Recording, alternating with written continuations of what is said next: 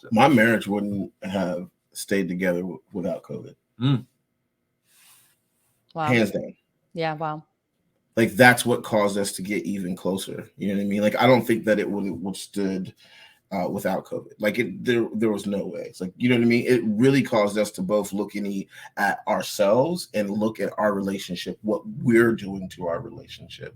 It really caused us to talk about it. It causes like, we can't go nowhere. So we might as well sit here and talk about it. You know what I mean? Like, okay, this is what I need help in. This is what you need help in. And it really caused us to have those important conversations and understand how important those conversations are. You know what I mean? Like I know that the Lord says that he uses things and he makes them good.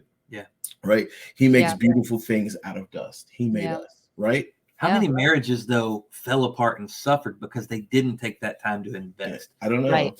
I think that's what we're seeing. We're seeing so many that even in their home where they were free from work, they got in, well, we got to restore this, build the house, do all this. And even in their homes where they had time, they didn't spend time together because they really didn't like one another going in. And now I'm forced to spend time. Yeah. So let's stay busy so we don't have to invest that time in. I just think looking at what the Lord, looking at things through the lens of the Lord is important, right?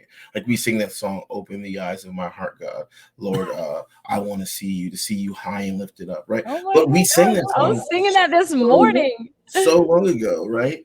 But that song is so his heart. Like he wants to open up our eyes. That is a prayer that I pray, like, open my eyes. And that's the thing, like once your eyes are open, they're not going to be closed again. Like you can look away all you want to. It doesn't mean your eyes weren't opened, right? You can look away, but your eyes were open to something. And I'm like, Lord, open my eyes. Let me see, like with my wife, I had this, let me see her how you see her. Yeah.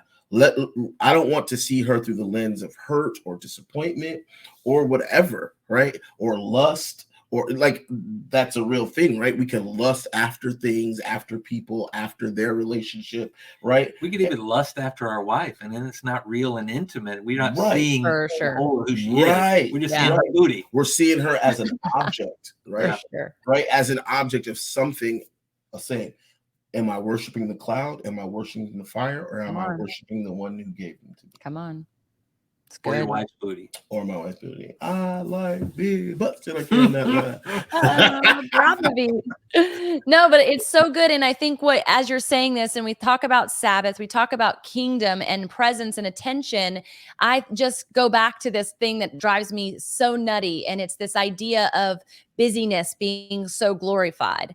And everyone's just, nobody's good anymore. Like, how are you? I'm good. And like, I'm really busy. And they have a smile on their face. And I'm like, that doesn't really go together. Yeah, my schedule is full, but it's intentional is the word I always put as a precursor. And if I don't, then I do feel overwhelmed. Then I can get stuck in focusing on the time clock and all these things. And there's no room for the presence of God to exist in my day. But when I'm intentional and my intentionality is premised on kingdom experience and kingdom conversation and kingdom build, and this is for anybody, whether it's your business that has Christian faith oriented in or not, it is that. It's always kingdom. We're always in that place. But the definition of kingdom, if you break down that word, the king is be. This is the being. It's the identity that you are a co-heir, that you do have rights towards the throne. And the dumb is the dominion, the doing. It's the doing of. And so most people are busy because they're busy doing and they're not being. Rest comes out of being first because you are a daughter and son, because you have this title, you now have a calling and a purpose here on earth rather than just running a rat race like everybody else. Yeah. What if the misdirection moments, the moments T takes a wrong turn and ends up an hour out of pocket? What if that's the moment God intended for your rest and you wouldn't have taken it if you could? I think that goes back to that kingdom mentality. Good, yeah. Sometimes we see it as like, okay, God, you're positioning me to do something here. And he said, no, I just want you to be here. Maybe I just want you to be with me in this moment. That's why I got you alone in the car and you made the mistake. Just breathe. Listen, and because you never know what's on the other end of this trip, this travel, this moment. So it's definitely a thing. I was at a worship rehearsal the other day, right? and like I guess the circuit went bad somewhere, so the circuit breaker would not turn back on. But it was like one of those circuit breakers that you plug a lot of stuff in, not just like a power strip. Like so we plugged everything in and it still didn't work. So then we figured it was a circuit breaker, and we was like, man, we can't reach it right now. So we had already went into another little chapel, and there was just a piano in there. We were just playing the piano, going over the songs, and the presence of God came in there because it was two separate groups. So one was going to go here, one was going to go there. Well, we couldn't, so he had to bring us all together. And because we all came together, the presence of God came in that place. And like we stayed for the rehearsal almost to 10 o'clock. We had to tell the piano player, like, take your hands off that piano or we're going to be here all night. Like, if we could have, we would have, right? Yeah. But that's the thing. Like it was something that the enemy was trying to do to get us frustrated, that we can turn around, and if we give it to God, his presence can breathe on that place, and we become better and we become more fulfilled in our bad situations when we allow the Lord to breathe on it, when we don't allow ourselves to get so frustrated that we can't hear from the Lord in the car because we went 2 hours the wrong way. But in that 2 hours the wrong way, the Lord starts speaking to us, and he really wanted to talk to us.